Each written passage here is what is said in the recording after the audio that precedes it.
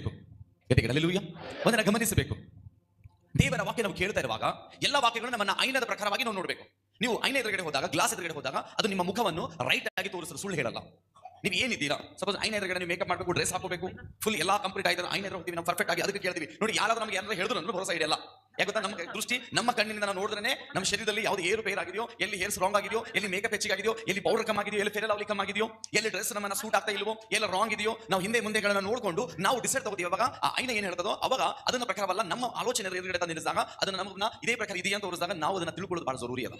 Hallelujah. ಇವತ್ತಿನ ವಾಕ್ಯಗಳು ಹೆಂಗೆ ಪ್ರಿಯ ದೇವಜನರೇ, ಈ ಸುಂದರವಾದ ಸಮಯದಲ್ಲಿ ಯಾವಾಗ ಆ ವಾಕ್ಯಗಳ ಪ್ರಕಾರ ನಾವು ನಡೀತೀವೋ ನಮಗೆ ಐನದ ಪ್ರಕಾರವಾದ ದೃಷ್ಟಿ ಕಾಣಿಸುತ್ತದೆ. ಹಲ್ಲೆಲೂಯಾ. ಯಾವಾಗ ನಾವು ಐನಕ್ಕೆ ಹೋಗಿ ನೋಡ್ತೀವೋ, ಮುಖವನ್ನು ನೋಡ್ತೀವೋ, ಆ ಮುಖವನ್ನು ನೋಡಿದಾಗ ನಮ್ಮ ಜೀವಿತದಲ್ಲಿ, ನಮ್ಮ ಸೇವೆಯಲ್ಲಿ, ನಮ್ಮ ಕುಟುಂಬದಲ್ಲಿ, ನಮ್ಮ ಭವಿಷ್ಯದಲ್ಲಿ ಏನು ಕಮ್ಮಿ ಇದೆಯೋ ನಮಗೆ ತಿಳಿಸಬೇಕಾದ್ರೆ ಒಂದು ಸುಂದರವಾದ ಐನ ಯಾವ್ದಿದೆ ಗೊತ್ತಾ? ವಾಕ್ಯ ಎಂಬ ಐನ, ವಾಕ್ಯ ಎಂಬ ಕನ್ನಡಿ. ಈ ಕನ್ನಡಿ ಎದುರುಗಡೆ ನಾವು ಕರೆಕ್ಟ್ ಆಗಿ ತಿಳ್ಕೊಂಡಾಗ ಇದು ನಮ್ಮನ್ನ ಪ್ರದರ್ಶಿಸುತ್ತದೆ, ನಮ್ಮನ್ನ ಉತ್ತರವಾಗಿ ಕೊಡುತ್ತದೆ. ಹಲ್ಲೆಲೂಯಾ.